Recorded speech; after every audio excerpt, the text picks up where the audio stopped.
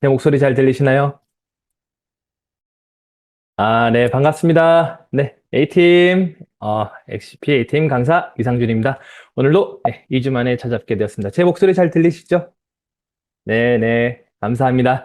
요 며칠 동안 비가 좀 내렸더니 날씨가 좀 쌀쌀해졌죠? 네, 낮에는 그래도 좀 햇빛 때문에 조금은 더운 기도 있지만 저녁이 되면은 정말 춥습니다. 저녁 때마다 제가 이제 공원을 이렇게 산책을 하는데 어제는 긴팔 입고 또 이렇게 해야 하게 되었습니다. 이럴 때일수록 또 우리가 밤에 창문 열고 자면은 또 찬바람이 많이 들어오잖아요. 그렇기 때문에 여러분들 감기 조심하시고, 네, 항상 건강 조심하시길 바라겠습니다. 최근에 채굴기 시스템이 변경이 되었죠. 여러분들, 좀 시간이 지났지만, 그래도 잘 관리하셨을 거라고, 생각을 합니다. 그래도 좀, 많이 줄 때, 좀 많이 사놓을 걸, 그런 생각을 저만 하는 건 아니죠. 예. 있을 때 잘해라는 말이, 괜히 있는 건 아닌 것 같습니다. 최근에 또, 물가가 장난이 아니죠. 여러분들, 동네 기름값이 얼마인가요? 보통 2,100원, 2,200원 이렇게 하죠. 서울에는 2,900원대도 있습니다. 저 정말 깜짝 놀랐습니다. 네, 그것뿐만이 아니라, 뭐, 저희 어머니께서 말씀하시기로는 뭐, 야채나 채소 이런 것도 너무나 많이 올랐다고 하더라고요. 물가가 올랐을 때는 또 이렇게 화폐 가치가 떨어지고 결국에는 이렇게 인플레이션이 발생하기 마련입니다. 최근에 원 달러가 1293원까지 올라갔다고 이렇게 적혀 있네요.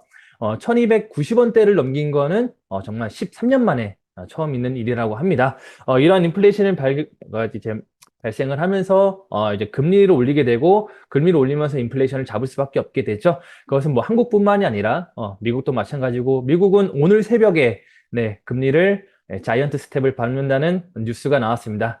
그래서 이것에 대해서 제가 오늘 설명을 드리려고 하는데요. 이렇게 금리가 오를 때 주식과 코인 시장이 이렇게 배어장을 치는지, 왜 하락을 하는지 오늘 그거에 대해서 좀 말씀드리려고 합니다. 비트코인이 엊그저께 2,600만 원대까지 떨어졌었습니다. 정말 2년 전에 제가 이 가격을 봤던 것 같은데, 오늘은 그래서 금리와 코인 시세에 대한 연관성, 그리고 또 테라와 루나 같은 비슷한 또 뱅크런 사태가 우려되는 게 또 터졌어요. 정말 연이어서 악재에 악재가 많습니다. 그리고 XGP도 어떻게 보면 코인이죠. 이러한 코인 시장의 흐름을 영향을 안 받을 수가 없어요. 그래서 오늘은 이러한 코인 시장이 지금 현재 어떠한지, 그리고 XGP 쪽 최근 업데이트 소식이 있었죠? 그것까지 함께 알아보는 시간을 갖도록 하겠습니다. 잠시 화면 공유 좀 하겠습니다. 자,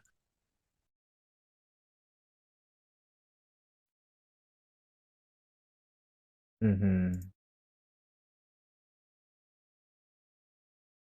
네, 저희 화면이 잘 보이시면 오케이 사인 한 번만 부탁드리겠습니다. 잘 보이시죠? 네, 고맙습니다. 자, 금리 인상과 코인 시장의 연관성. 왜 금리를 올리면 코인 시장이 이렇게 하락을 하는지, 코인뿐만이 아닙니다. 뭐 부동산도 마찬가지고 여러 가지 그랬죠. 근데 그 속에서도 우리 XGP는 조금씩 전진을 하고 있고 도약을 하고 있고 나아가고 있죠. 네, 그런 상황을 전체적으로 이 시간에 한번 알아보도록 하겠습니다. 자, 목차를 한번 볼까요? 금리 인상과 코인 시세의 연관성. 자, 요즘 코인 시장이 정말 어떻게 보면 최악의 상황이라고 말을 해도 과언이 아닙니다. 물론 부동산이나 주식도 마찬가지겠지만, 특히 코인은 시장이 24시간 열려 있잖아요. 그리고 환전도 굉장히 빠릅니다. 그렇기 때문에 가장 타격을 빨리 받을 수밖에 없어요. 그래서 금리 인상과 이 코인 시장의 시세가 어떤 연관성이 있는지 한번 알아보도록 하겠습니다. 그리고 두 번째는 최악의 인플레이션. 사실 이보다도 더 최악은 있었겠지만 최근에 뭐 코로나19, 그 다음에 러시아 전쟁, 그 다음에 중국의 봉쇄까지 연이어서 겹치고 겹치다 보니까 이런 급심한 인플레이션 효과가 나타나고 있다라고 합니다. 어떻게 보면은 금리 인상의 주 원인이죠. 그래서 여러 뉴스를 통해서 지금 현재 상황이 어떠한지 한번 알아볼게요. 그 다음에 루나와 테라에서 셀시우스 뱅크런 우려. 셀시우스 혹시 뉴스를 보셨는지 모르겠어요. 뭐 뱅크런까지는 아니지만 어쨌든 이것까지 해서 또 코인의 시장에 영향을 받았습니다. 정말 안타깝습니다. 네, 그래서 이런 것을 다 종합해서 알아보고 마지막으로 우리 저번 주와 마찬가지로 XGP의 상대평가 시간을 가져보도록 하겠습니다. 자, 처음은 이제 금리. 여러분들 금리란 무엇이죠? 다 아시죠? 네, 이렇게 네이버에 쳐보면 이렇게 아주 자세하게 나옵니다. 자, 같은 의미로는 어떻게 보면 이자율이죠. 이자율. 그래서 금리가 내려가면 이자 소득으로 살아가는 사람들이 어려워진다. 즉 내가 1억을 넣었을 때, 예를 들면요. 내가 1억을 저금을 해놓으면 뭐 200만 원씩 나왔었는데 그게 100만 원으로 줄어들었어. 이게 뭐 금액이 커지면 커질수록 그거에 대한 손해가 더 커지겠죠. 네, 그래서 그런 사람들이 좀 어려워질 수가 있다. 근데 돈을 빌려서 사업을 하는 사람들에게는 자금 조달 비용이 내려가기 때문에 오히려 환영을 받는다는 거죠. 자, 대출 이자가 낮아지니까 내가 뭐 사업을 하거나 창업을 하는 데 있어서 조금 더 수월해지겠죠. 그래서 창업과 투자에 어떻게 보면 용이해질 수가 있는 것입니다. 장단점이 있는 것이죠. 그래서 이자가 낮을 때 보통 은행 대출을 받아서 집을 사거나 주식 투자를 하거나 이제 코인 투자를 하게 되죠. 은행에 넣어둬봤자 이자가 낮으니, 그래서 돈을 빼서 소비를 하거나 대출을 해서 뭐 이런 소비를 하다 보니까 시중에 또 돈이 많이 풀리게 되겠죠. 그러면은 원화의 가치가 떨어지면서 결국엔 또 인플레이션이 오게 되는 것입니다. 그래서 적절한 시기에 금리를 올리는 이유는 다 있다. 이렇게 보시면 될 것 같습니다. 그래서 금리가 내려가면 조달 비용이 낮아지기 때문에 사람들은 주식이나 주택을 구입할 수 있는 능력이 커진다. 그래서 이와 같은 금리는 경제 활동과 물가에 영향을 주고, 외국과의 금리 차이가 국가 간 자본 이동에도 영향을 주기 때문에 환율에까지도 영향을 준다고 하죠. 아까 방금 말씀드렸죠? 네, 원달러에 1293원까지 제가 본 걸로는 역대 최고였어요. 그만큼 영향을 준다는 것입니다. 자, 현재 한국 금리를 검색을 해보면 이렇게 나오죠. 1.75%. 그래서 보통은 금리를 올릴 때 우리가 0.25%씩 올리잖아요. 네, 그래서 올해 1월 달에 0.25% 올리고, 그 다음에 4월 달에 또 0.25% 올렸네요. 그 다음에 5월 달에 0.25% 올리고, 이제 또 올릴 때라고 합니다. 그래서 지금 얼마나 올릴지, 그게 아마 이제 관건이겠죠. 그래서 0.25%씩 올리는 거를 보통은 베이비 스텝이라고 합니다. 그래서 충격을 덜 주면서 아까 말씀드렸던 인플레이션, 이 물가 조절을 하게 되는 거죠. 하지만 빅 스텝이라고 있습니다. 이 0.25%씩 올라가는 거를 한 번에 두 단계를 점프하는 거예요. 그래서 0.5%, 그럴 때는 충격이 좀 있더라도 물가 하락시 필요하다는 거죠. 네. 근데 이것마저도 좀 부족하다. 그러면 자이언트 스텝, 세 단계를 한 번에 올라가는 겁니다. 어떻게 보면은 이제 세 단계가 올라가는데 1월 달에서 5월 달 5개월 동안 올릴 이 금리를 한 번에 올려버리는 거예요. 그게 충격을 감수한 과감한 긴축이라고 하죠. 네, 나중에 또 말씀을 드리겠지만 오늘 새벽 3시에 네, 미국이 자이언트 스텝을 공개를 했습니다. 네, 0.75% 네, 한다는데 딱 이유가 있겠죠? 한번 알아보도록 할게요. 자, JP모건은 한국은행 7월 달에 빅스텝 밟을 수도 있다. 0.5, 두 단계 한 번에. 그래서 연말의 기준금리가 3%, 지금은 0.75%인데, 1.75%인데, 지금 1.25%까지 더 올라가서 연말에는 3%까지 올라간다고 합니다. 아, 정말 많이 오르죠. 그래서 빅스텝 7월 달에 나설 것으로 예상이 된다. 그래서 한국은행이 7월 달에 빅스텝에 이어서 또 8월 달에도 10월 달, 11월 달에도 계속 0.5% 베이비 스텝을 계속 밟으면서 연말에는 3%에 도달할 것으로 보인다. 그것이 이 미국 정책 금리가 역시 3분기에 더 공격적인 인상이 예상되는 만큼 금융통화위원회 또 7월 달에는 더 높은 금리를 생각할 수밖에 없다. 그러니까 사람들 이제 대출 받아서 사업을 하는 사람들이나 대출 받아서 집 산 분들 네, 계속 이자, 원금과 이자가 계속 올라가는 거예요. 내 월급은 안 오르는데 정말 큰일 났죠. 자, 그래서 주택담보 대출 금리가 7%를 눈앞에 두고 있다고 합니다. 오늘 새벽에 이제 미국의 자이언트 스텝으로 인해서 7%는 이제 거의 확정이라고 볼 수가 있다는 것이죠. 그래서 2022년 6월 14일, 2021년 작년 11월 말에는 3.3에서 5.63%. 이게 뭐 은행마다, 그리고 금액마다, 그 다음에 신용 등급에 따라 다르겠지만 최대 5.63%였는데 현재 6.88%고 7%를 눈앞에 두고 있다는 것이죠. 그래서 미국 물가 충격으로 국내 금융시장이 크게 흔들리면서 대출 금리도 큰 폭으로 뛰었다. 그러니까 미국이 흔들리면 한국뿐만이 아니라 전 세계가 다 흔들린다고 볼 수가 있는 것이죠. 그래서 빚을 내서 산 대출이자의 이자 부담이 크게 늘고 있다. 네, 한국의 뭐 4대 시중은행, 뭐 신한, 국민, 하나, 우리 대출 금리가 최고 7%대에 육박을 했다라고 하죠. 아마 7%가 넘을 것으로 보입니다. 그래서 7%가 되면요, 서울 아파트 원리금을 갚는데 보통 사람들의 월급의 60%를 써야 된다고 합니다. 네, 통계 자료에 따르면요. 그래서 7%가 되면 올해 4월 달보다 7월 달에 상환액이 67만 원이 올라가 버리는 거예요. 뭐 아무것도 안 해도. 네. 우리 월급이 4월 달보다 7월 달에 67만 원이 오르나요? 그러지 않는데 이런 이자가 이만큼 올라가 버리는 거예요. 그래서 대출금이 만약에 예를 들어 은행에 내가 3억 7천만 원을 대출을 받았다.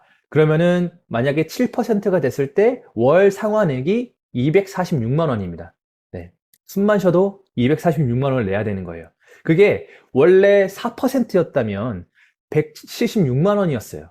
그게 금리가 이렇게 조금씩 오름으로 인해서 월 상환액이 뭐 0.25%, 0.25% 작은 수치 같죠? 네, 이게 쌓여서 월 상환액이 68만 원이 늘어버린 거예요. 굉장히 큰 겁니다. 그리고 2021년 도시 근로자 가구의 가처분 소득이 416만 원이에요. 그러니까 만약에 7%까지 가면은 418만 원, 418만 원에 62%를 이자로만 내야 되는 겁니다. 우리가 그러면 어떻게 돼요? 그러니까 지출을 아껴야죠. 네. 뭐, 차 타고 다닐 거 대중교통으로 다니고, 술 두세 번 먹을 거 술 최대한 안 먹고, 그렇다고 우리가 뭐, 아이들의 학원비를 줄일 수 없고, 생활비를 줄일 수는 없잖아요. 그러다 보니까 우리가 최대한 줄이되, 도저히 못 줄일 때는 주식을 팔거나, 코인을 팔아서 그거를 대체할 수밖에 없는 겁니다. 그래서 코인과 주식이 하락을 하는 거예요. 네, 조금 더 알아볼게요. 자, 그래서 현재 미국발 금리 인상, 또 미국발이라는 얘기 나오죠. 그래서 7%갈 수도 있다라고 나옵니다. 자, 미국 금리, 미 연준 0.75% 인상 될 거라고 하는데 오늘 올랐죠? 네, 오늘 새벽 4시 4시 50분쯤에 자이언트 스텝을 확정을 지었다고 합니다. 28년 만에 처음이라고 얘기를 해요. 그래서 그 이유는 물가 이제 소비자 물가 지수가 8.6% 상승, 이것도 어마어마하게 오른 거라고 합니다. 그래서 이걸 낮추려고 금리를 올리는 거예요. 그런데 신기하게도 미국 나스닥과 가상자산 시장은 오히려 다소 회복을 했다고 합니다. 이게 뭐냐면 너무 불안한 상황에서 이거 인플레이션이 어떻게 보면은 주식이랑 코인 하락도 그것도 하나의 원인이었던 거예요. 근데 미국이 인플레이션을 잡는다라고 하니까 한편에서는 또 회복을 했다는 거죠. 근데 하지만 그게 회복한 지수가 떨어진 거에 비하면 굉장히 미약한 도약이죠. 네. 하지만 그래도 어느 정도 회복은 했다.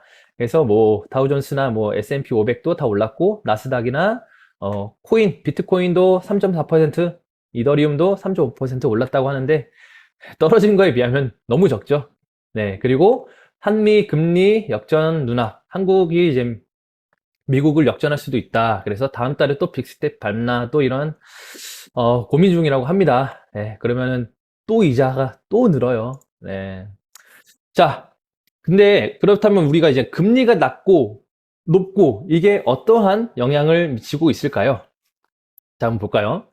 금리가 낮다면 자, 적금을 붓는 데에 대한 보상이 적어지니 사람들이 예적금의 상품성이 떨어집니다. 아니, 내가 목돈이 있는데 이것을 은행에 넣어두자니 이자가 너무 낮아. 수익률이 너무 떨어져. 그러면은 조금이나마 좀 리스크는 있지만 조금이나마 수익률이 높은 그런 주식, 코인 쪽에 사람들이 몰리게 되는 것이죠. 그래서 금리가 낮으면 오히려 코인과 주식이 불장이 되는 겁니다. 자, 대출을 갚아야 할 이자가 적으니 대출 상품의 상품성이 높아지죠. 자, 창업을 하는 사람들이나 사업을 하는 사람들의 기업의 입장에서 이자율이 낮으니까 은행이나 이런 데서 막 돈을 빌려가지고 사업 또는 투자를 하겠죠. 그래서 기업의 활성화가 생기게 됩니다. 그래서 대출 금리가 낮다. 그러면은 대출해서 집을 사는 사람들이 많아지겠죠. 네, 영끌하고 대출 받아가지고 네, 집을 많이 사다 보니까 집값이 이렇게 부동산 값이 뛰게 되는 겁니다.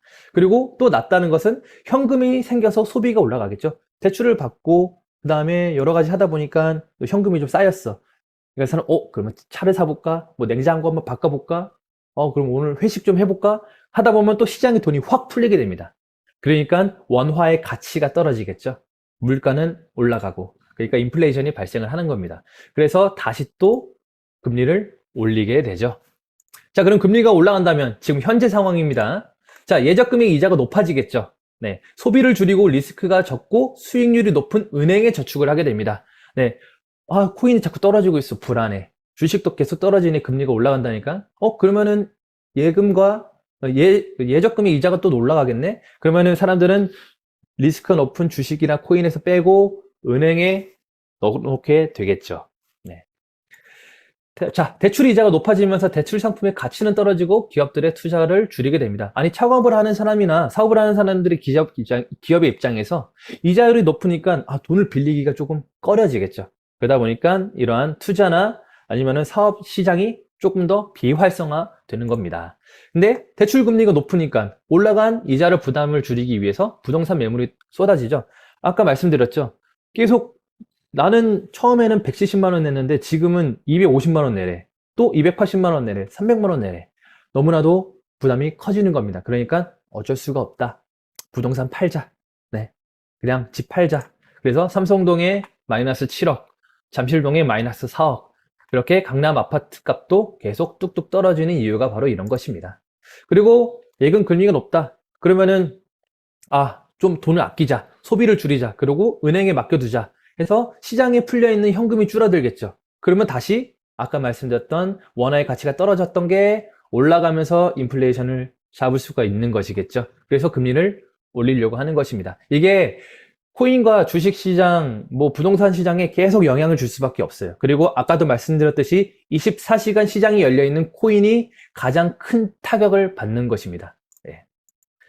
자, 그래서 이렇게 표를 보면요. 기준금리가 인하되었을 때 금리가 떨어졌다. 그러면 예적금의 금리, 기타 금리도 다 떨어지겠죠. 그러니까 예적금은 예금이나 적금하는 사람들은 떨어지고 대출은 올라가고 그 다음에 사람들은 소비 및 투자가 올라가게 되겠죠. 그러면서 주가와 부동산 가격이 상승, 불장을 갖게 됩니다. 하지만 반대로가 되면은 기준금리가 지금처럼 올라가면 예적금의 금리나 기타 금리도 같이 올라가겠죠. 그러면서 예적금을 하는 사람들이 많아지고 대출을 하는 사람들은 적어지고 그 다음에 풀려있는 돈 쓰는 것들 소비는 또 줄어들겠죠. 그러면서 투자도 줄어들고 그러면서 주가와 부동산이 하락을 하면서 배어장이 오는 겁니다. 자, 이거 불장이라고 하죠, 여러분들. 이제 짬을 내서 잠시 지식 시간을 가져보도록 하겠습니다. 자, 불장. 올라가는 거 불장. 자, 지금 주식시장 불장이다 라고 할 때 여러분들 혹시 이거 불처럼 뜨겁게 타올라서 활활 올라간다라고 생각을 하시나요? 그렇게 생각하시면 절대 아닙니다. 불장은 영어입니다. 황소. 황소가 공격을 할 때 어떻게 하죠? 이렇게 뿔이 있으면은 이렇게 공격을 하죠. 그게 주식이 올라가는 그래프와 똑같다라고 해서 이걸 불장이라고 합니다. 네. 그러면은 반대로 떨어지는 거는 그 물장일까요? 이거 물장이라고 하시면은 정말 큰일 납니다. 네. 베어장이라고 합니다. 왜냐? 우리 곰이 공격을 할 때 어떻게 하나요? 앞발로 위에서 아래로 확 내려치죠. 그래서 주식이 떨어지는 그래프와 똑같다고 해서 베어장이라고 합니다. 그래서 지금 현재 이 시장은 지금 기준금리가 이렇게 인상이 될 때는 베어장이라고 얘기를 하시면 될 것 같습니다. 지금 현재의 상황이죠. 자, 미국의 인플레이션이 너무나 심해서 이렇게 올리는 겁니다. 자, 그래 미국이 이제 금리를 올리는 이유는 인플레이션이 발생했다고 판단이 되었을 때, 그리고 경제가 과열됐다고 판단이 되었을 때, 돈이 너무 많이 풀렸다고 이제 판단이 되었을 때죠. 자, 5월 소비자 물가 지수가 미국은 41년 만에 최대폭이라고 합니다. 그리고 휘발유 값은 거의 50%가 올랐어요. 미국입니다. 중고차도 오르고 식품도 다 올랐어요. 왜 올랐을까? 코로나 때 너무 많은 달러가 풀렸습니다. 재난지원금 같은 거죠. 네, 대출도 많이 해줬고. 그래서 너무 많은 달러가 풀렸습니다. 그래서 달러의 가치가 하락하면서 이렇게 물가가 치솟은 것이죠. 그래서 이런 인플레이션을 잡기 위해서 금리 인상을 실행을 했습니다. 네, 28년 만에 처음으로 금리 인상을 하느냐? 네, 했죠. 그 다음에 한국도 마찬가지입니다. 한국도 지금 뭐 미용이나 뭐 목욕탕 값도 올랐다고 하네요. 세탁소, 그 다음에 숙박도 다 올랐습니다. 그 다음에 특히 서울의 냉면 평균 값이 1,269원이에요. 냉면 한 그릇에 기본이 10,000원이 넘습니다. 짜장면도 6,000원, 그 다음에 삼겹살이 기본이 보통 15,000원이 돼 가고 있는 것이죠. 김밥 한 줄에 기본이 3,000원이 다가가고 있습니다. 그러니까 어떻게 돼요? 편의점 도시락 매출이 오히려 올라가고 있는 상황이죠. 사람들이 식당에서 밥을 안 먹어요. 편의점이 더 싸고 이렇게 잘 포장해서 잘 나오니까 사람들이 편의점으로 많이 몰리고 있다라고 합니다. 그리고 기름값 서울 2,850원. 이거 고급류 아닙니다. 네, 일반유예요. 고급류가 3,350원이네요. 보통 휘발유가 2,850원이면은 제 차 기준으로 만땅을 넣으면은 앵꼬에서 만땅 넣으면 한 17만원, 16만원 정도 나올 거예요. 아, 무섭습니다. 저는 당분간 대중교통을 이용하는 걸로 진행하겠습니다. 자, 내 월급만 안 오르죠. 네, 그쵸. 아니, 이만큼 올라가는 것만큼, 예? 많이 좀, 내 월급도 올라가고 해야 되는데, 어, 아무런 이모티콘이 없어서 안 듣고, 제 목소리가 안 들리는 줄 알았습니다. 네, 김경민이 감사합니다. 네. 그래서 이제 재난지원금도 계속 주죠. 그래서 제가 이제 운전을 하면서 제 옆에 있는 분이 그런 말 하더라고요. 재난지원금 다 거두려고 기름값 올리는 거라고. 네. 너 재난지원금 받은 것만큼 너 기름값 내는 거야. 이런 말을 하더라고요. 근데 순간적으로, 그럴 수도 있겠다. 라는 생각이 들더라고요. 그래서 한국도 현재 인플레이션이 심하다. 자, 그래서 금리와 인플레이션을 정리하면은, 예, 고맙습니다. 자, 지금 현재죠. 기준금리가 인상이 되었을 때 예적금이 떨어지고, 예적금의 금리도 같이 올라가고, 적금하는 사람들이 많아지고, 대출하는 사람들 떨어지고, 소비자도 많이 떨어지고, 코인에 투자하는 사람들도 적어지니까 주가와 부동산, 코인까지 다 하락, 배화장을 맞게 되는 것이죠. 그래서 비교적 안전하고 이율이 높아진, 네, 기준금리가 올라갔으니까 높아진 은행으로 돈이 모이게 됩니다. 그리고 리스크가 큰, 네, 반복해서 말씀드리죠.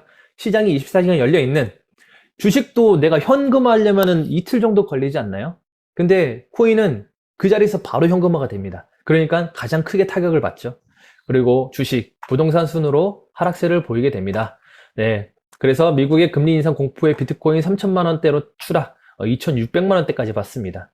지속적인 인플레이션과 연준의 금리 인상 때문에 큰 하락을 얻는 거죠. 그래서 한 달 새에 2천만 원 이상이 떨어졌다고 하죠. 5월 8일 날 6,900만 원, 지금 6월 8일 날 3,800만 원, 정말, XGP뿐만이 아니라, 코인에 투자하고 있는 많은 분들이, 마음고생이 심할 것으로 보입니다.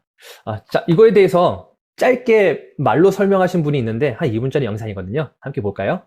현재 코스닥, 나스닥, 비트코인 등의 자산 가격이 떨어지고 있습니다. 바로 연방준비제도가 금리를 인상시킨다고 선언했기 때문인데요. 왜 금리가 인상되면 자산 가격이 떨어질까요? 그리고 연준은 왜 금리를 올릴까요? 최대한 쉽게 설명해 보겠습니다. 2020년 코로나 팬데믹으로 인해 자산 가격이 폭락했습니다. 경기가 안 좋아지니 소비가 위축되죠. 소비가 위축되면 디플레이션이 옵니다. 디플레이션이란 돈의 가치가 올라가 시간이 지날수록 물건 가격이 떨어지는 것을 의미합니다. 자동차를 오늘 사는 것보다 내일 사는 게 더 싸다면 당연히 오늘 사지 않고 내일 사겠죠? 그러다 보니 소비를 계속 미루게 됩니다. 소비가 더욱더 위축되니 디플레이션이 심해집니다. 연준은 이런 상황을 제일 두려워하죠. 따라서 코로나로 안 좋아진 상황을 반전시키기 위해 금리를 내리고 사람들에게 돈을 퍼줍니다. 소비를 촉진시키는 거죠. 그러다 보니 시중에 풀려진 돈이 많아집니다. 돈이 많아지면 당연히 돈의 가치가 떨어지겠죠? 돈의 가치가 떨어지면 물건 가격이 상승합니다. 이를 인플레이션이라고 해요. 이 인플레이션은 여러 이유로 일어나는데요. 앞서 얘기한 것처럼 시중에 돈이 많이 풀려서 일어나기도 하지만 코로나로 사람들이 노동시장에 참여하기 꺼려해 상품 공급에 차질이 생겨 공급 부족이 일어나도 물가가 오릅니다. 코로나, 돈 가치 저하로 인해 물가가 계속해서 가파르게 오르고 있는 거죠. 연준은 이를 막기 위해 금리를 올린 겁니다. 물가를 떨어뜨리기 위해서요. 금리가 오르면 대출이자가 올라갑니다. 서민 입장에서 1억을 빌렸을 때 연율 1%가 올라가면 이자로 100만 원을 더 내야 합니다. 그렇다면 기업 입장에서는 어떨까요? 큰 규모의 돈을 빌리는 기업 입장에선 더욱더 부담이 될 수밖에 없습니다. 1000억을 빌렸을 때 10억의 이자가 올라가는 거니까요. 그러니 이를 걱정하는 주주들이 주식을 팔아 주식 가격이 떨어지는 겁니다. 그렇다면 비트코인은 왜 떨어질까요? 이렇게 경기가 안 좋을 경우 현금을 보유하고 있는 게 유리합니다. 자산 가격이 떨어졌을 때 사는 게 좋은 투자니까요. 현금을 보유하고 싶어지는 게 당연합니다. 그런데 비트코인은 유동성이 매우 좋습니다. 바로 팔아 현금으로 바꿀 수 있으니까요. 주식도 플러스 2일은 걸리는데 비트코인은 몇 분 안에 현금으로 바꿀 수 있습니다. 그러니까 가격이 더 떨어지는 게 당연합니다. 이를 잘 알고 있는 사람들이 더 빨리 비트코인 같은 자산을 팔아치우니까요. 지금까지 지식소매상이었습니다. 네, 제가 말씀드렸던 것들을 한 방에 정리를 해주는 깔끔한 영상이죠. 저도 이번에 영상을 좀 참고했는데 하다 보니까 이런 자료를 만들다 보니까 확실히 공부가 많이 되는 것 같아요. 네.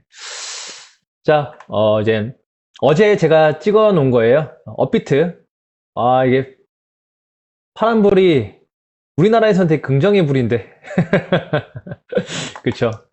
네. 근데 코인 시장에서는 아주 좋지 않은 불이 돌고 있습니다. 비트코인이 2,700만 원 마이너스 100만 원 마이너스 100만 원이 떨어졌었네요. 이때 당시에. 위믹스도 지금 한참 핫한데 이것도 많이 떨어졌습니다. 네, 그리고 뭐 샌드박스나 뭐 이런 것도 마찬가지고 전체적으로 하락세죠. 그리고 이제 이것은 코인마켓캡에서 제가 가져온 건데요. 네. 일주일, 24시간 말고 일주일 동안 일어난 그 퍼센트죠. 예, 31%, 이제 이더리움은 38%, 이제 테더랑 USDC는 제가 저번 주에 말씀드렸죠. 스테이블 코인이라서 이것은 가치 변동이 크게 있지 않습니다. 예, 그래도 불구하고 0.4%, 그 다음에 0.3%또 이제 또 하락세죠. 네. 그리고 뭐 리플도 24%, 솔라나, 폴카닷, 도지코인도 전체 다 하락세로 있습니다. 네. 뭐 한편으로는 XRP 왜 이렇게 또 뭐 이런 때로 또 떨어졌나요? 네. 그렇게 물어보지 마시고요. 네. 전체적으로 이 코인 시장이 왜 이렇게 떨어지나요? 이렇게 한번 생각을 해보세요. 네. 이 상태에서 XGP만 오르면 그거 누군가 조종하는 겁니다. 네. 위험한 거예요. 그렇다고 떨어지는 건 좋은 게 아니네요. 네. 떨어지는 이유를 우리가 함께 이해하자는 겁니다. 자, 넘어가도록 하겠습니다. 자, 그러면 두 번째, 제2의 테라 사태, 셀시우스 뱅크런. 여러분들 셀시우스 소식을 혹시 들어보셨나요? 저도 이 뉴스를 통해서 이제 알게 됐는데요. 뱅크런이 일어나진 않았습니다. 하지만 뱅크런 사태가 우려되기 때문에 그거에 플러스 또 비트코인과 이더리움이 또 크게 타격을 받았습니다. 자, 무슨 일일까요? 자, 셀시우스는 디파이입니다. 디파이. 네, 디파이 아시죠? 어떻게 보면은 코인 은행이라고 보시면 돼요. 여기서 코인 대출도 받을 수 있고 코인을 예치해서 이자도 받을 수가 있고 코인을 내가 뭐 이더리움에서 비트코인, 비트코인에서 뭐 리플 이렇게 자유롭게 뭐 바꿀 수도 있고 그러한 이제 디파이 서비스입니다. 자, 여기서 어떻게 됐냐? 암호화폐 은행 셀시우스 인출을 정지했다. 네, 인출을 정지했습니다. 그래서 비트코인이 폭락을 했습니다. 그래서 수익을 못 찾아서 사람들이 굉장히 이제 불편해하고 있죠. 왜냐면은 자꾸만 비트코인 떨어져 있는데 비트코인 계속 떨어지는데 빨리 찾아서 내가 현금화 시켜놔야 될 거 아니에요. 근데 못 찾게 하고 있어. 못 빼게 하고 있어. 그러니까 떨어지는 거를 그렇게 멍하게 봐야만 하는 상황입니다. 그러니까 얼마나 불안하겠어요, 사람들이. 네. 왜일까요? 암호화폐 은행 셀시우스 네트워크 이제 강영진 기자님의 그 뉴스를 참고했습니다. 170만 가입자 보유한 암호화폐 인출을 정지하기로 하면서 암호화폐 시장이 크게 흔들리고 있다고 미국 워싱턴 포스트가 보도했다. 그래서 약 10조 원에 달하는 코인이 동결된 것으로 보인다. 그리고 그로 인해서 비트코인이 5일새 23% 하락됐고 이더리움도 30%가 하락이 됐다고 합니다. 얼마나 큰 일이길래 이렇게까지 하락이 됐을까요? 자, 그리고 또 의심스러운 게 하나가 있습니다. 셀시우스는 암호화폐 예금자에게 과도하게 높은 이자를 보장을 했습니다. 자, 그래서 이제 지금 정지 전까지 이율이 18% 그리고 한때 최대 30%까지 도달하기도 했죠. 제가 저번 주에 말씀드린 어떠한 것과 비슷하지 않나요? 자, 그로 인해서 셀시우스는 투자자들이 예금 이출을 요구할 경우 뒷받칠 만한 자산을 보유하고 있지 않다고 비판을 받아왔다. 그러니까 사람들한테 만약에 내가 돈 줘, 내 거 코인 줘, 사람들이 다 찾아간다면은 그거를 이렇게 한 번에 찾아줄 수 있을 만큼의 담보가 있느냐, 그만큼의 보유를 하고 있느냐, 그거에 대한 비판을 받았다는 것이죠. 자, 높은 이자율과 불안한 담보. 역시나 테라와 루나 사태와 비슷하죠. 테라와 루나 사태 때문에인지는 모르겠지만 분명 이 영향이 있어서 이 디파이인 셀시우스까지 넘어온 것 같습니다. 자, 이게 왜 이렇게 일이 일어났냐? 자, 이더리움이 2.0으로 업그레이드가 되는 것 때문에 어떻게 보면 이게 시발점이에요. 자, 이더리움이 어떻게 되냐? 작업 증명 방식에서 지분 증명 방식으로 2.0 업그레이드를 진행한다고 했습니다. 자, 이게 뭐냐? Proof of Work. 이제 컴퓨터를 이용해서 채굴하는 방식이죠. 이더리움은 컴퓨터가 있어야 돼요. 그 다음에 그런 어떻게 보면 그거에 맞는 그래픽 카드가 있어야 되고 전기를 써야 됩니다. 그래서 이 1년 동안 전체적으로 전 세계에서 이더리움 채굴을 위해서 발생하는 전기 소모량이 113테라와트시라고 합니다. 이것은 네덜란드 한 나라가 1년 동안 쓰는 전력량과 비슷한 수준이라고 합니다. 그러니까 환경 파괴가 엄청나게 우려가 되겠죠. 그 다음에 속도가 굉장히 느렸어요. 네, 그리고 비싼 가스비, 수수료가 있었는데 그것을 개선하고 그 다음에 가스비도 개선하고 전기도 쓰지 않는 것으로 개선하기 위해서 2.0으로 업그레이드, 즉 POS, Proof of Stakeing으로 이제 바꾸려고 하고 있었던 겁니다. 이것은 무엇이냐? 컴퓨터로 채굴을 하는 것이 아니라 내가 이더리움을 많이 가지고 있으면은 그 사람에게 보상이 가는 거예요. 이게 뭐와 비슷하죠? 네, XGP 채굴 시스템과 비슷하죠? 네. 그래서 지분 증명 방식으로 전환하기 위해서는 이런 검증자가 필요했습니다. 예, 검증자라면은 어떻게 보면 이 2.0을 운영하는 운영자라고 할까요? 직원들? 네, 그러한 사람들이 필요했던 거예요. 그래서 이 검증자가 되기 위한 조건은 32 이더리움이 필요합니다. 그러니까 지금처럼 급락하기 전에는 약 6천만 원 상당의 이더리움을 가지고 있어야지 이 검증자가 되는 거예요. 그러면은 4.4에서 7%의 이자를 지급했습니다. 지금은 이 정도 되지만 그 전에는 최대 20%까지 이자율이 있었다고 합니다. 근데 대신 2.0 업데이트까지 해지가 불가능한 단점이 있긴 합니다. 하지만 안정적인 수익을 보장을 할 수가 있겠죠. 근데 32더 너무 비싸죠. 누가 6천만 원을 그냥 선뜻 딱 내가 검증자를 하겠습니다 딱 들어갈 수가 있겠습니까? 그쵸? 그래서 라이도라는 회사가 등장을 합니다. 이 회사는 무엇이냐? 소액 투자자들을 모집을 해서 32이더를 묶어두는 회사예요. 자, 한 명이 32이더를 하면 어렵잖아요. 근데 이더리움 한 개를 가지고 있는 사람 32명을 모집을 하면, 네, 모집을 하면은 여기 참여할 수 있잖아요. 네, 그리고 거기서 나오는 이자를 n분의 1로 배분을 하는 겁니다. 그래서 개미 투자자들을 위한 방식이죠.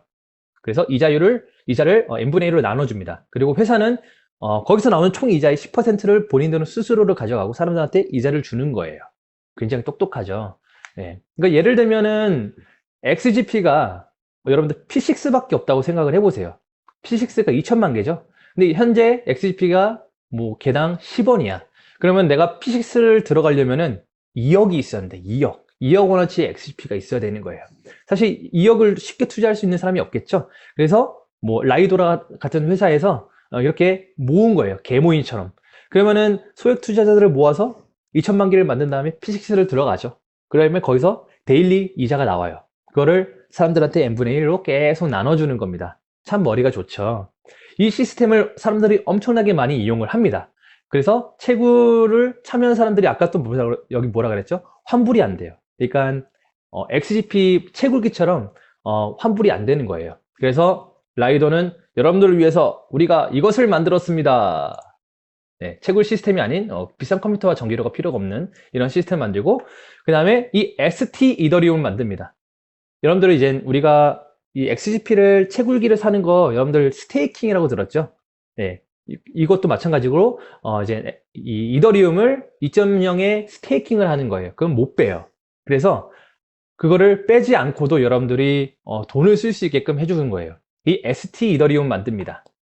이것은 이더리움과 1대1의 가치를 가지고 있어요. 그래서 라이도에 내가 이더리움을 맡기면 맡긴 만큼의 이 ST 이더리움을 줘요. 근데 이더리움을 내가 못 빼잖아. 근데 우리 어머님이 아프셔. 큰 돈이 필요해. 어떡하지? 그때 이 ST 이더리움을 팔면은 똑같이 이더리움과 1대1의 가치가 되는데 현금을 보유할 수가 있는 겁니다.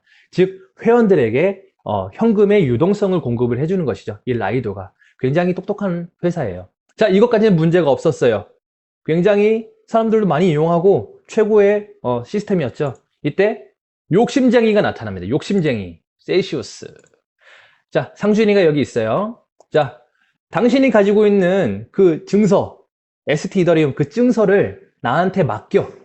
그러면 우리가 실제 이더리움을 다시 우리가 줄게. 대신 1대 0.7의 비율로 줄 때 100대 뭐 70회 주는 거죠. 하나를 주면 0.7개 주는 거죠. 자, 그러면 저희 입장에서는 이 증서를 줬더니 실제 이더리움이 생겼어요. 이걸 또 라이도에다가 또 다시 맡깁니다. 그 라이도는 저에게 또 ST 이더리움을 또 주겠죠. 이거를 또 맡겨. 셀시우스에. 셀시우스는 또 이더리움을 또 줍니다. 나는 또 이더리움을 또 맡겨. 그 다음에 또 이 ST 이더리움 또 받아. 이게 무한 반복이 되는 거예요. 이렇게 돌아가. 이렇게 돌아가면서 나는 컴퓨터도 필요 없어. 전기세도 필요 없이 나의 이더리움의 개수를 계속 늘리는 거예요. 그러면서 이 라이도에서 찍어낸 이 ST 이더리움의 개수가 무한대로 계속 증가를 합니다. 원래 이더리움과 1대1의 가치를 가져야 되는데 이게 양이 많아지니까 가치율이 조금씩 떨어지고 있었어요. 그때 엄청난 고래가 나타나요. 이것은 정말 루나 테라 사태와 똑같습니다. 똑같아. 너무 똑같아요. 이 증서 5만 개를 한 번에 매도해 버립니다. 여러분들 생각해 보세요. XGP 5억 개를 지금 거래소에서 한 번에 매도했다고 생각해 보세요. 싼 값에. 그러면 가치가 엄청 떨어지겠죠. 그렇게 떨어지는 거에 대해서 누군가 또 공매도를 걸어버려요. 테라랑 똑같은 상황입니다. 그러면서 가치가 하락이 되고 공포감이 조성이 되면서 이 1대1의 가치 유지가 실패가 됩니다. 그리고 동시에 와 이거 정말 대단한 거야. 이건 정말 작정한 거예요. 셀시우스의 그 내부 폭로가 또 이렇게 나옵니다. 1년간 800억 원의 손실을 숨겼다. 돈 빌려 고객 인출 대응 폭로. 셀시우스에서 내부자가 또 폭로를 한 거예요. 동시에. 그러니까 어떻게 보면 작정한 거죠. 작정하고 공격을 해버린 겁니다. 800억 원의 손실을 계속 폰지 사기처럼 새로운 회원이 나오면 그걸 또 막고 새로운 회원을 모집해서 막고 돌려막다가 터진 거예요. 그리고 뱅크런 사태를 이제 우려가 되겠죠. 그래서 셀시우스는 어떻게 했냐? 이 마크 익숙하죠? 우리 칸 대표님이 항상 글을 올리는 그 미디움이라는 사이트의 마크입니다. 여기는 가상화폐에 관련된 사람들이 굉장히 많이 이용을 하는 거예요. 그래서 칸 대표님도 항상 여기다 글을 올리는 겁니다. 자, 극한의 시장 상황으로 인해서 오늘 저희는 셀시우스가 계정 간의 모든 인출, 수합 및 이체를 일시 중지함을 알려드립니다. 자, 이자 지급이 문제가 되기 시작했어요. 그리고 이 800억 상당의 돌려막기가 들통이 났죠. 그래서 사람들이 모든 예치금을 출금을 하려고 해요. 근데 큰일 났다. 뱅크런 사태다. 그래서 출금을 아예 못하게 하는 겁니다. 내가 우리은행에 카드를 아무리 넣어도 카드에서 돈이 안 나와. 그래서 현재 출금 제한이 됐습니다. 그래서 뱅크런까지는 아니고 지금 현재 셀시우스에서 계속 자금을 모집을 중이라고 해요. 그래서 그걸 보상을 하겠다고 했지만 자, 문제가 뭐냐? 자, 그래서 이러한 금리 인상, 물가 상승, 인플레이션, 뭐 한국의 인플레이션까지 합치고 거기에 비트코인이 떨어지는과 동시에 셀시우스까지 되니까 이 모든 상황이 다 겹쳐버린 거예요.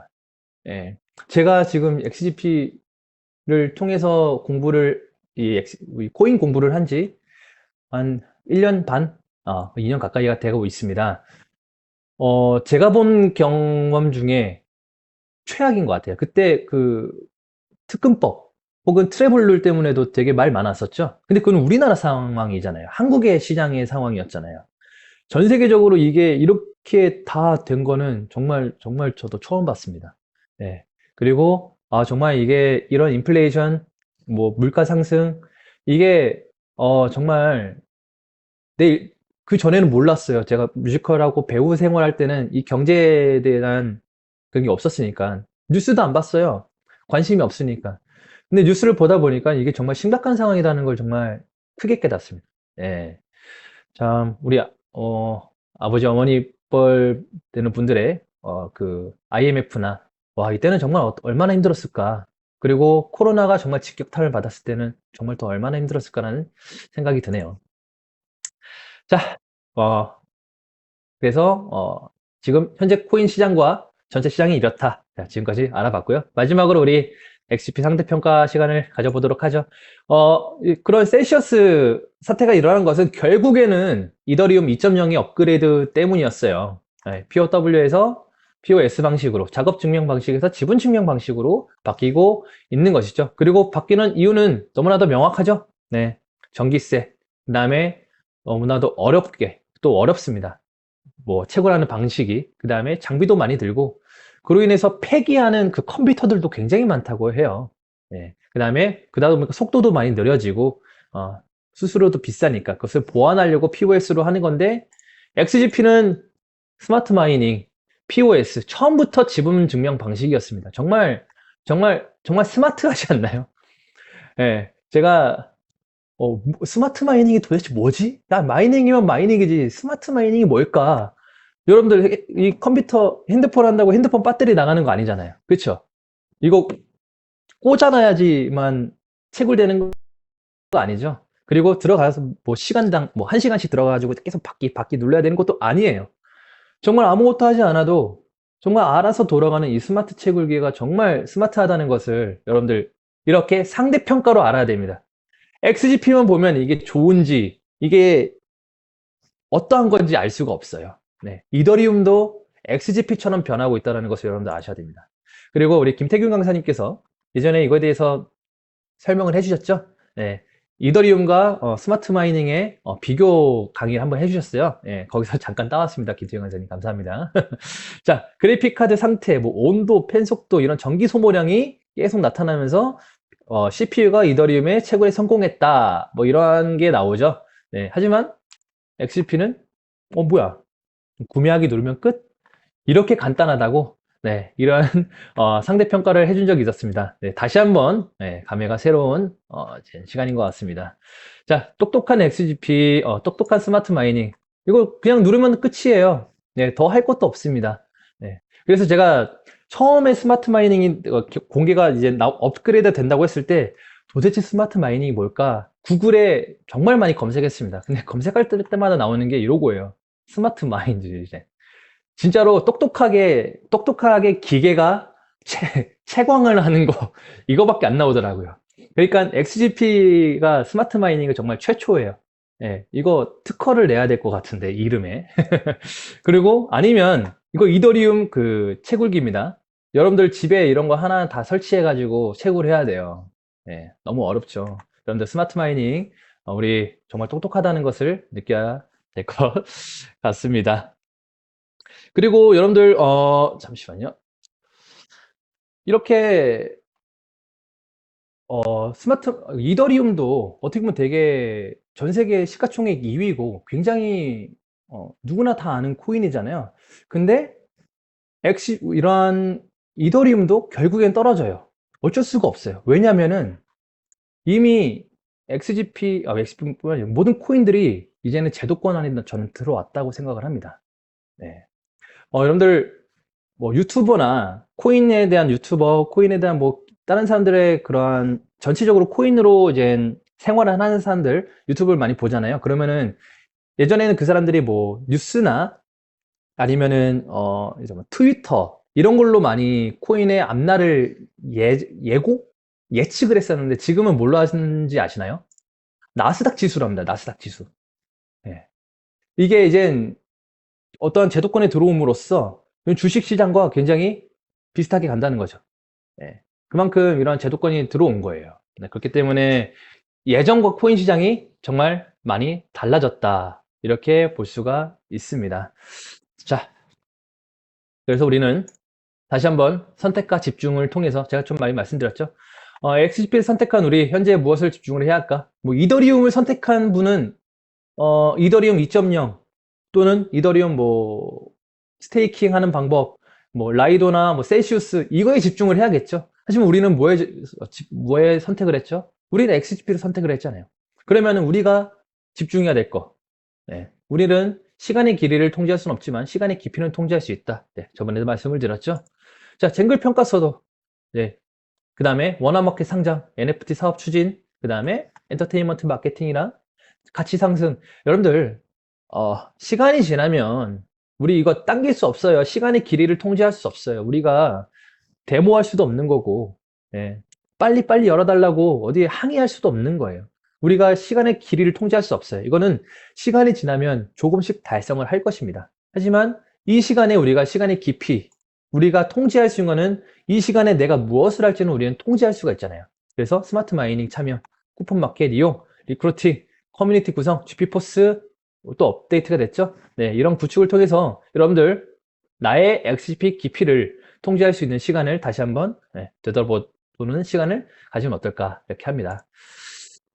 자, 마지막으로 이제 대표님의 미디움을 통해 미디움 최근 업데이트가 됐죠. 이것을 통해서 제가 마무리를 짓도록 하겠습니다. 이렇게 두 가지가 올라왔었어요. 그 중에서도 저는 이 위에 거 스테이블 코인즈에 대해서 한번 알아보도록 하겠습니다. 자, 번역을 하면 이렇게 되죠. 영국 정부 스테이블 코인을 유효한 결제로 수단으로 인정을 했다. 진짠가? 제가 네이버에 찾아봤는데 한국 기자 한지혜 기자님이네요. 4월 5일 날 똑같은 기사를 올리셨더라고요. 영국 스테이블 코인 유효한 지불 수단으로 인식을 하겠다. 제가 칸 대표님은 못 믿어서가 아니라요. 네, 찾아보니까 실제로 이런 일이 있었습니다. 자, 그래서 이 내용이 좀 중요해서 제가 천천히 길지만 읽어보도록 하겠습니다. 자, 스테이블 코인이 오래 지속되지 않거나 정부가 안정적인 코인을 지불 수단으로 받아들이기를 꺼려할 것이라고 추측하는 사람들이 많이 있었습니다. 이러한 가정에 종지부를 찍기 위해서 영국 정부는 최근 스테이블 코인을 유효한 지불 방식으로 인정할 계획이라고 발표했습니다. 스테이블 코인이 안전하고 유효하다. 이것을 영국 정부에서 인정했다는 것이죠. 자, 이러한 움직임은 영국을 암호화 자산 투자 및 기술의 글로벌 허브로 브랜드화하려는 광범위한 계획의 일환으로 이루어졌습니다. 자, 안정적인 코인을 유효한 방식으로 지불 방식으로 인식한 것은 영국 금융 부분의 영국 시민을 위한 투자를 유치하고 새로운 일자리를 창출하기 위해 첨단 기술의 최전선에 서도록 하는 데 중요한 역할을 했습니다. 자, 전체 패키지에는 다음이 추가로 포함이 되어 있습니다. 자, 정말 대단하죠. 네. 그래서 이렇게 영국 뭐 한, 두, 세 개, 네 가지가 있는데 이것은 세 가지는 넘어가고, 자, 밑에 로얄민트는 또한 정부와 협력하여 현대 기술에 대한 영국의 진보적 접근 방식을 상징하는 NFT 많이 들어보셨죠? 를 출시합니다. 자, 로얄민트가 뭘까요? 영국 왕립 조폐국입니다. 조폐국. 네, 조폐국은 뭐 우리나라도 조폐국이 있죠? 네, 조폐조사 이름 까먹었네. 아무튼 그 동전을 만드는 곳 맞죠? 그래서 캐나다 왕립 조폐국도 있고 미국 조폐국도 있고 이것은 영국 공식 조폐국에서 NFT를 만든대요. 네, 그런 이야기를 하면서 또 FA 글로벌은 이미 NFT를 테스트를 하고 만들었고 테스트를 하고 있습니다. 그리고 출시 버전의 최종 단계에 돌입을 했다라는 것이죠. 이것까지 예상을 했나? 자, 칸 대표님이 블로그에 이 글을 왜 썼을까요? 자, 만약에 FA 글로벌이 한국 회사고 한국 정부에서 이런 공지가 올라왔다면 만약에 제가 이 사업을 하고 있는데 한국 정부에서 NFT를 활성화하겠습니다 하면은 저는 굉장히 기쁠 것 같아요.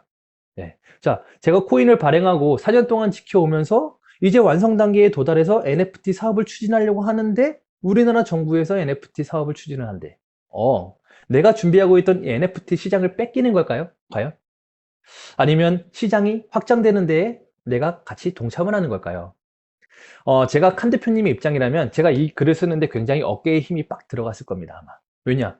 FA 글로벌은 한 대표님은 이미 준비가 되어 있으니까요. 그렇죠? 그리고 오늘 이제 안동명 간사님께서 글을 올려주셨죠? 네, 사이드 스캔에도 이미 이렇게 나와 있습니다. 네, 너무 대단하죠? 네, 다 이미 알고 준비를 한 건가? 그만큼 예측을 한 건가? 정말 대단합니다. 자, 그러면서 두 번째는 이제 스테이블 코인은 무엇이고, 그 다음에 영국 정부가 관심을 갖는 건 무엇입니까? 이유는 무엇입니까? 자, 법정화폐에 고정이 되어 있기 때문에 이 스테이블 코인은 유효하다. 법정화폐. 우리나라 따지면은 1,000원당 하나 이렇게 법정화폐와 고정이 되어 있기 때문에 안전하다는 것이죠. 네, 그래서 스테이블 코인은 안정적인 가치를 유지할 수가 있습니다. 그리고 암호화폐는 대부분 변동성이 있으며 그 가치는 사람들의 감정에 크게 의존합니다. 네, 감정에 크게 의존하죠. 불안함과 또는 어떻게 보면 물타기, 나도 해야 되나? 이런 거에 많이 흔들린다는 거예요. 하지만 아까 제가 코인마켓캡에서도 보여드렸듯이 다른 것은 20%, 25%막 하락을 하는데 스테이블 코인은 여전하죠. 쭉 움직임이 없습니다. 네. 그래서 본질적으로 스테이블 코인은 암호화폐와 법정화폐의 이점을 모두 가지고 있기 때문에 사용이 가능한 진정한 형태의 암호화폐이며 다른 화폐보다 우수합니다. 네, 이렇게 이야기를 이제 영국에서 그런 입장이라는 것이죠. 그리고 금융전문가들은 적절한 규제를 통해 스테이블 코인이 소액 거래를 수행하고 소비자 선택의 폭을 넓히는데 매우 효율적으로 될 수 있다고 믿습니다. 이를 위해 스테이블 코인은 정부에서 승인을 할 뿐만 아니라 포스 솔루션에 통합되어 기업과 고객이 수익성 있는 거래를 보다 쉽게 실행할 수 있도록 해야 합니다. 그러니까 우리가 뭐 김밥 사 먹고 뭐 할 때 포스기에 딱 있죠. 거기에도 여기 스테이블 코인이 들어가야 된다. 자, 이렇게 얘기를 하죠. 그러면서 또 밑에 이런 얘기를 하죠. 우리는 이미 준비가 되어 있다. 자, GP코인의 개발자들은 이미 포스의 기회를 열어두는 소액 거래를 수행할 수 있을 정도로 GP코인을 강력하게 만들 계획을 가지고 있습니다. 그리고 XP 포스는 베타를 런칭했으며 유럽, 아시아 및 아프리카 전역에 1,000명이 넘는 가맹점이 공식적으로 등록이 되어 있음에 따라 XP의 베타 서비스 출시가 절대적인 성공을 거두었다는 사실을 발표하게 되어 매우 기쁩니다. 이 얘기도 마찬가지예요. 이것도 쓰면서 우리는 이미 준비가 되어 있다. 우리는 준비가 되어 있는데 정부에서 이렇게 진행을 한다. 우리는 얼마만큼까지 이 회사가 확장이 될지 모르겠지만 참 대단하죠. 어떻게 이걸 다 예상을 했는지. 그래서 마지막은 영국 재무부에서 직접 이와 동일한 글을 썼다라는 것을 이렇게 글을 올린 겁니다. 실제 영국 홈페이지에 가면 정말 있습니다. 저는 즐겨찾기까지 해놓고 이따가 나중에 또 읽어보려고요.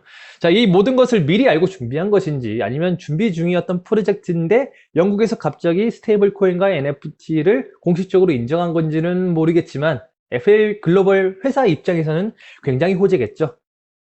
왜냐면은 영국 정부에서 진행하려는 것을 동일한 프로젝트를 회사는 이미 준비 중이었으니까요. 자, 그리고 마지막으로 보면은 5월 9일 날 글을 올렸던 건데 이것도 다시 한번 보면서 이제 깨달았던 게 있었는데 이미 전에도 올리셨더라고요. 스테이블 코인을 유효한 결제 수단으로 인식하기 위한 움직임을 발표했다. 그리고 영국 정부는 이미 암호화 회사가 NFT 프로젝트에 아까 말씀드렸죠. 로얄민트와 협력하여 혁신하고 추가 계획을 세우는 데 도움이 되는 법안을 마련하기 위해 노력하고 있습니다. 저번에도 글을 썼는데 이때는 그냥 그렇구나 하고 넘어갔었거든요. 근데 지금의 상황을 다시 돌이켜 보니까 정말 대단하구나. 그래서 결론은 이날 결론입니다. 5월 9일 날 결론을 내는 거예요. 자, 길지만 한번 읽어볼까요? 이것이 GP코인의 미래적 성공을 뒷받침하는 요인이었습니다. GP코인과 GP플랫폼 개발자는 미래의 요구사항을 준수하는 방식으로 이 GP코인을 설계하고 있었습니다. 이것이 XGP 토큰 조회 및 출시 계획이 시장의 확장성과 인플레이션율을 활용하여 코인 보유자에게 이익이 되는 이유입니다. 자, 지금까지 4천만 개 이상의 블록이 이미 생성되었으며 XGP는 해당 분야의 리더가 되기 위한 야심찬 임무를 수행하고 있습니다. 여러분들 이제서야 이 결론 이게 이해가 가시나요? 네. 괜히 한 말, 괜히 잘난 척이 절대 아니었다는 것이죠. 자, 그리고 암호화폐 가격에 영향을 미치는 모든 요소를 미리 살펴보고 고려한다면 GP코인의 미래가 최고의 솔루션 중 하나로 자리매김했다고 안전하게 말을 할 수가 있습니다. 절대로 절대로 이를 위험을 무릅쓰거나 투자할 수 없다는 것을 항상 기억하십시오. 항상 리스크가 있다는 것을 기억하시라는 것입니다. 어떻게 보면은 처음에는 저도 이게 무슨 말일까? 왜 이렇게 그냥 뜬구름 잡는 거 아닌가라는 생각도 사실 했었어요. 근데 지금의 전체 시장을 봤을 때도 어, 가격이 올라가거나 떨어지는 거 사실 누가 예상할 수가 있을까요? 제가 어제 그 공원을 이렇게 돌면서 제가 이제 계속 뉴스를 봤거든요. 코인 계속 떨어진 것도 봤고 정말 무섭더라고요. 와, 정말 이게 게임 시장, 내가 게임에 들어온 것 같은 느낌이었어요. 그런 어떠한, 뭐라 해야 될까? 경제 프로그램, 경제 게임, 어, 가격이 떨어지고 오르고 떨어지고 오르고가 너무 이게 신이 있다면 일부러 조종을 하는 건가, 이렇게? 라는 생각이 들 정도로 굉장히 무서웠었거든요. 네. 근데 그런 상황을 뭐 미리 예측할 수는 없겠죠. 하지만 이 FA 글로벌은 앞으로 뭐 NFT, 뭐 스테이블 코인이 전 세계 시장에 어떠한 영향을 끼칠까? 이거는 사실 예상할 수가 있잖아요. 네, 이것 때문에 가격이 오른다 내린다라고는 할 수는 없지만 어쨌든 NFT는 활성화될 것이며 어쨌든 CBDC도 올 것이고 어쨌든 스테이블 코인은 법정 화폐와 함께 동일한 가치를 계속 이어나갈 것이다라는 것은 어떻게 보면은 엔지니어들 입장에서는 예측이 가능하다는 것이죠. 그것을 예측을 하고 제 생각에는 XP를 개발하고 만들고 절대로 시세에 개입을 하지 않았던 것 같습니다. 네. 시세에 개입을 했다면 가격을 계속 의도적으로 올렸더라면 네. 누군가는 공매도를 때리면서 이 하락세에 일부러 좀 공격을 할 수도 있는 것이고 네, 그랬을 거예요. 하지만 절대 여기 블로그나 어떤 공지사항에도 시세에 대한 이야기가 한 번도 없습니다. 20원까지 올라갔을 때 여러분들 고맙습니다. 회원분들 덕분입니다. 라고 한 적도 없고요. 1원까지 떨어졌을 때 여러분들 힘내십시오. 라고 우리에게 뭐라 한 적도 한 번도 없습니다. 절대 시세에 개입을 하지 않죠. 정말 여러분들 지금 돌이켜보세요. 네, 정말 이 시장 한번 확인해 보세요. 시세에 개입을 했다면 아마 더 안 좋은 어, 상황을 맞이했을 거라고 저는 생각을 합니다. 자, 그래서 우리는 마지막으로 저번 것과 마찬가지로 전념하는 사람들은 자신의 삶과 존재와 삶을 불안해하지 않는다. XGP에 전념하는 사람들은 시세가 낮아져도 쟁글평가서가 늦어져도 지금처럼 코인 시장이 흔들려도 우리 불안해하지 않죠. 그리고 우리 근거 있게 불안해하지 않고 근거 있게 우리 전념을 하자는 것이죠. 네, 이러한 저의 강의, 우리 XGP 세미나를 통해서 여러분들 지금 이렇게 불안한 시장에 항상 정보를 듣고 여러분들 전념을 해서 지금의 시장을 불안해하지 않으시는 여러분들이 되길 바라겠습니다. 자, 마무리를 해볼까요? 물가 상승과 금리 인상, 여러 악재들 때문에 코인 시장뿐만이 아니라 주식, 부동산 그리고 일상생활의 돈과 관련된 게 너무나도 많이 불편해지고 있습니다. 이는 코인을 투자하고 있는 저뿐만이 아니라 여러분들 다 해당이 되는 것이죠. 하지만 언제나 그랬듯 늘 하락만 있는 것은 절대 아닙니다. 이렇게 하락이 된 것은 그 전에 상승이 있었기 때문이죠. 그리고 지금의 하락이 있다는 것은 그 다음에 상승이 있다라는 것입니다, 여러분. 인생도 똑같지 않나요?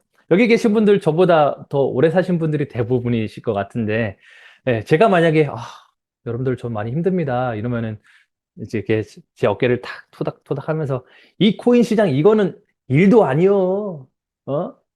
더 힘든 거 더 많을 거요. 힘내. 이상준 강사 힘내. 이렇게 얘기해 주실 거 아닌가요? 예, 제가 여러분들한테 이렇게 말씀드리는 것도 마찬가지예요. 예, 이렇게 떨어진 것도, 올라가기 위한 하나의 수단이다. 네, 우리가 저기 올라가기 위해서는 무릎을 꿇고 낮아져야 되는 거잖아요. 그래야지 우리는 저기 위에 있는 최고까지 올라갈 수가 있는 것이죠.